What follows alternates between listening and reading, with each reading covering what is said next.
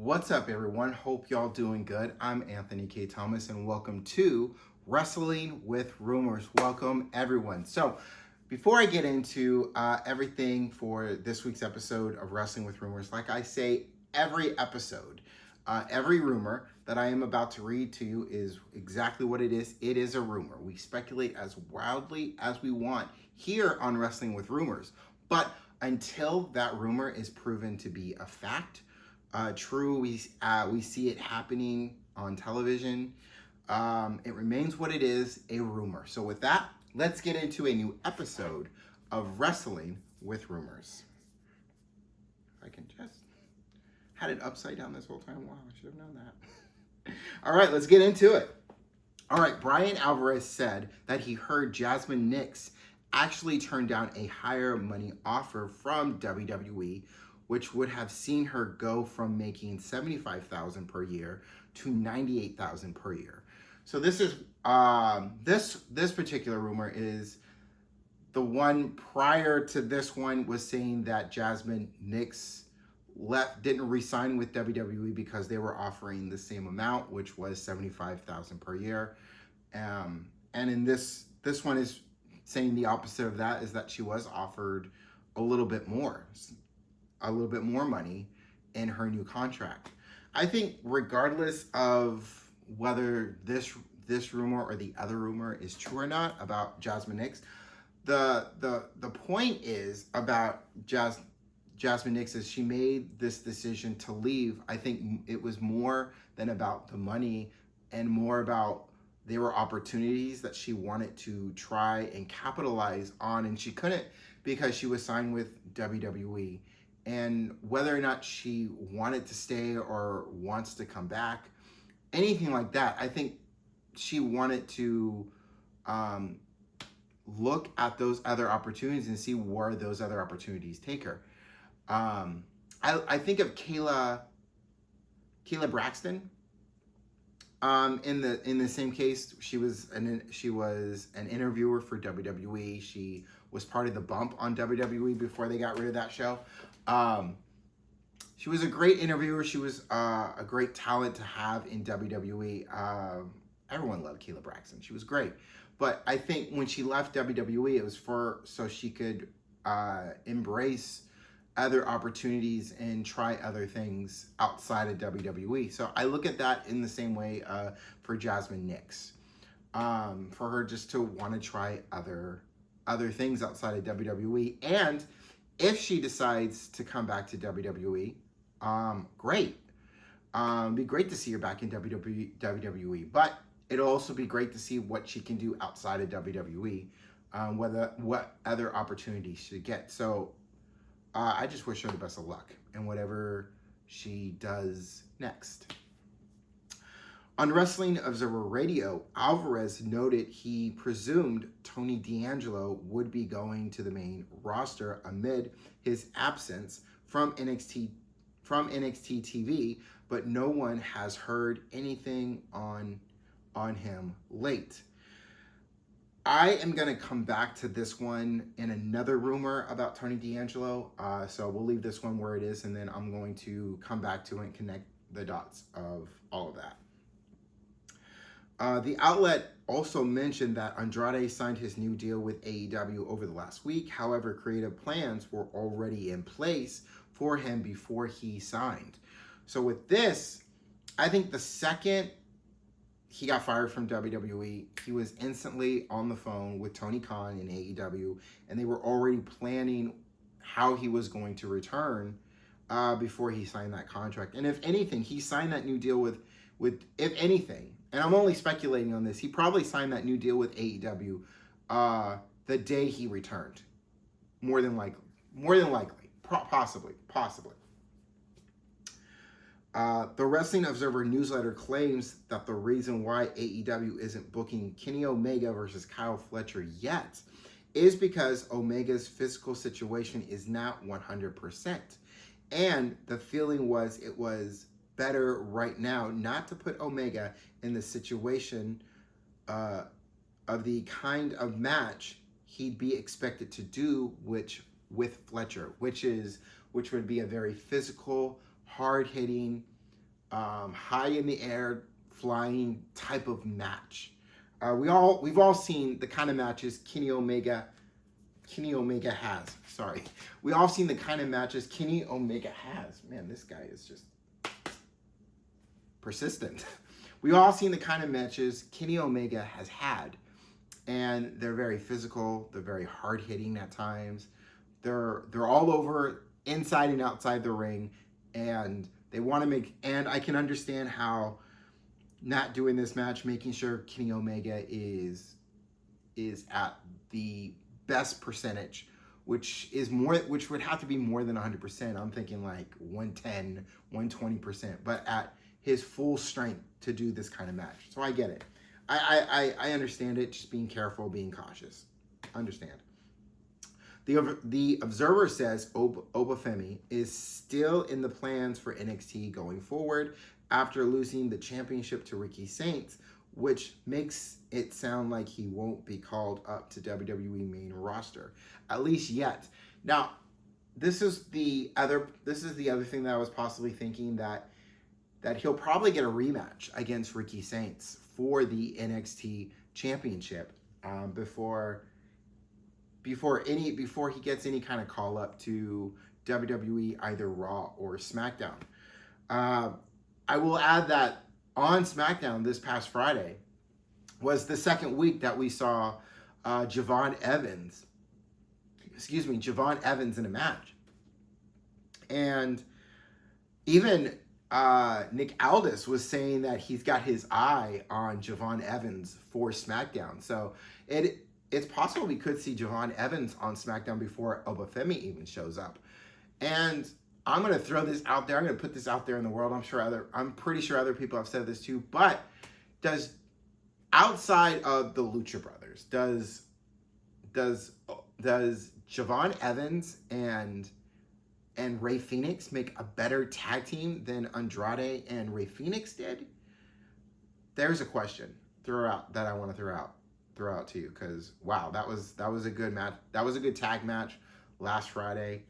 But that is a question that I ask all of you, and go ahead and leave your answer in the comments of what you think. Now, to connect the dots back to the last rumor that I read about Tony D'Angelo's current absence from NXT is not because of an injury, per one. He simply asked for time off. And that makes sense. That's connecting to the dot of the other rumor that I read from the Wrestling Observer Radio about Alvarez.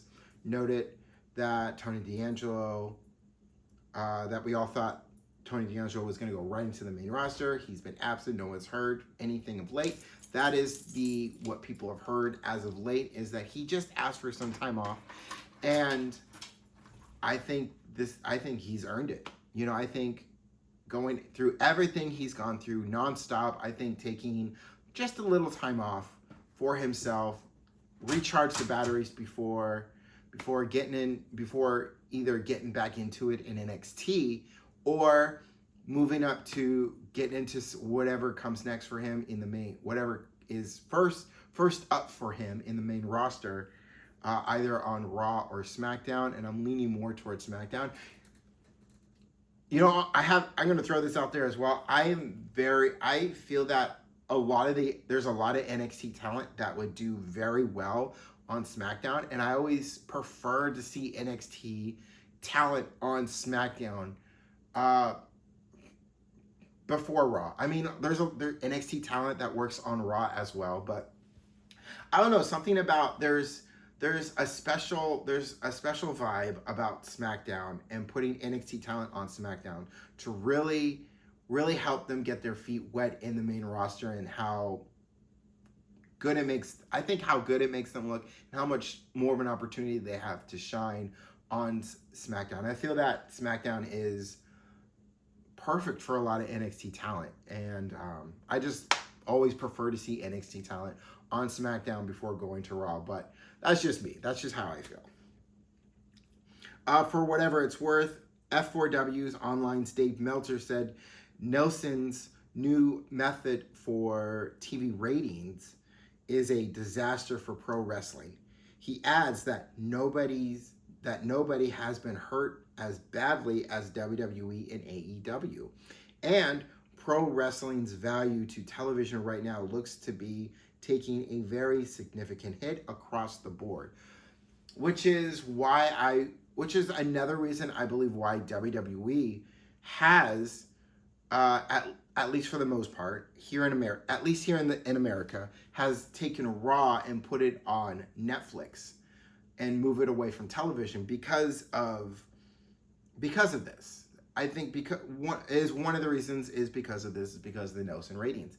Instead of depending on Nielsen ratings on streaming, because you don't depend on the rating system when everything is streaming. You depend on how many people view, how many views you get from that particular episode you're watching on Netflix, on Prime Video, on HBO Max, on any streaming site.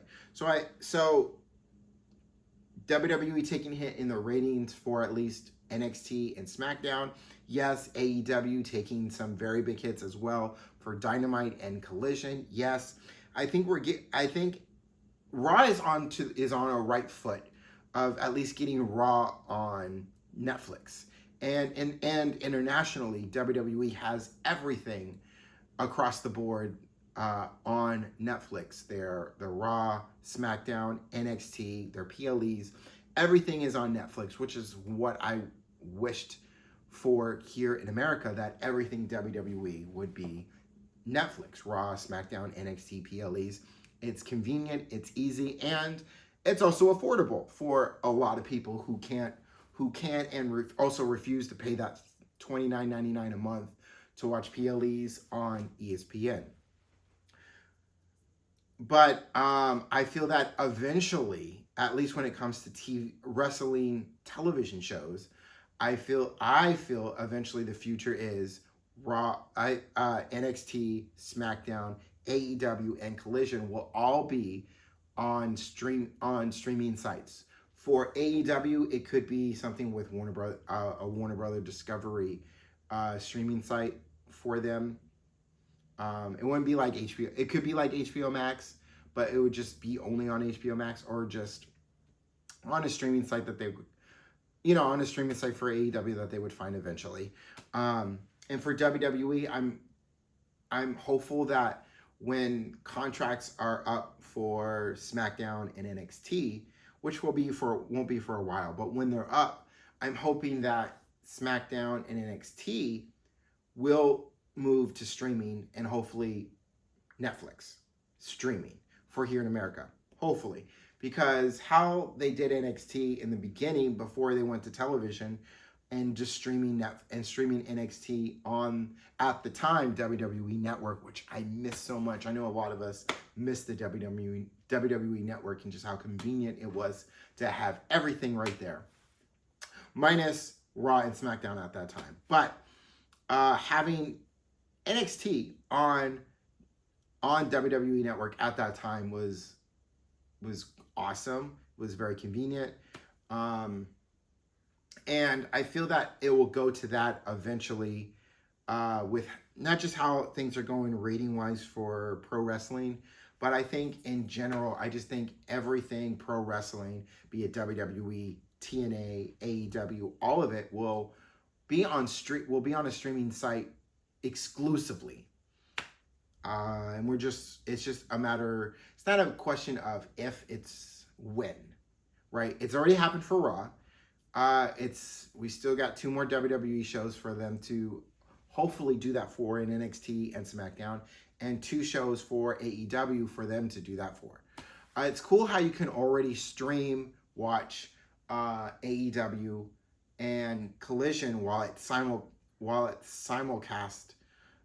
being televised on TBS and TNN for Dynamite and Collision. So it's all really about where the future is heading, and the future is, for at least for wrestling, is absolutely exclusive streaming of these television shows outside of their PLEs and pay-per-views.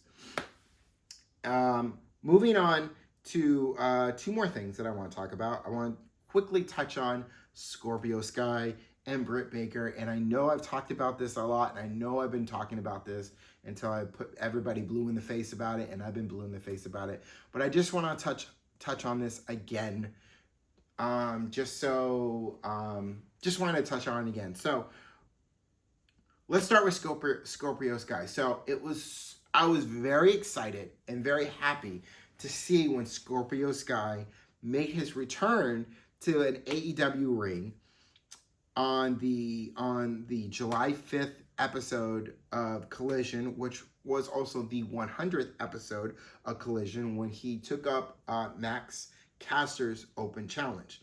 Now, Scorpio Sky hasn't had a match since July 5th, and it is October, and we're in October, and I can't help but think that Scorpio Sky had the match, and Tony Khan just had him have the match. Tony Khan put him in the situation to have the match so that people would shut up about where's Scorpio Sky, why hasn't he been in the match? He's healed up. Let's get him back in the ring. And if that's the case, that sucks. I mean, regardless, this sucks because Scorpio Sky has yet to have a match in AEW since the July 5th. That was summer. This is fall. What happened? And I'm pointing at Tony Khan for this. What happened? Why did Scorpio Sky only have one match in AEW this year? And what's going on? Why isn't he? I can't even talk. My God. Why isn't he having more matches in AEW? What's going on? He should be embedded in storylines, whether it's only on Collision or jumping from Collision and Dynamite. He should be knee deep in a story by now, but he just had the one match. And I can't help but think that is all Tony Khan really had for Scorpio Sky, is that one match. And he doesn't know where to go. He put him in a faction, Sky Flight, and that's really been it. What's going on? And I lean back to it that if you just put him in one match and that was it, that's BS. If you're not, I'm not going to repeat it. I'm just going to leave it at that. That if his last match was July 5th, it's October, that was summer, this is fall, and that was it, that's BS. He should have had more match. He should have had more than just the one match. This guy is persistent. And the last thing that I want to bring up is Britt Baker. Now, Britt Baker's last match in AEW was November 13th, 2024. And that was on Dynamite, where she defeated Penelope Ford. I'm still waiting for a Britt Baker return to AEW, and there have been several opportunities for Britt Baker to return, to get herself back into that AEW fold, whether it was the Casino Gauntlet match in All In, whether it was when they were in Pennsylvania, she could have had her return there. There have been several opportunities for Britt Baker to come back into AEW, and yet Tony Khan, and I say Tony Khan because he's the end-all, be-all in AEW as far as everything runs through him. So for the opportunities for Britt Baker to return and hasn't returned, and I know I've been saying this until I've been blue in the face, I've been nonstop about it, but what's going on? Why isn't Britt Baker back in the AEW fold? What's really going on there? Is this really a thing where Tony Khan is keeping her out purposely to let her contract run out before she's able to go where she wants to go? Is that the same for Scorpio Sky, where let's give him a match, 100th episode of Collision will be a good match between him and Matt Caster. And the match was what it was, right?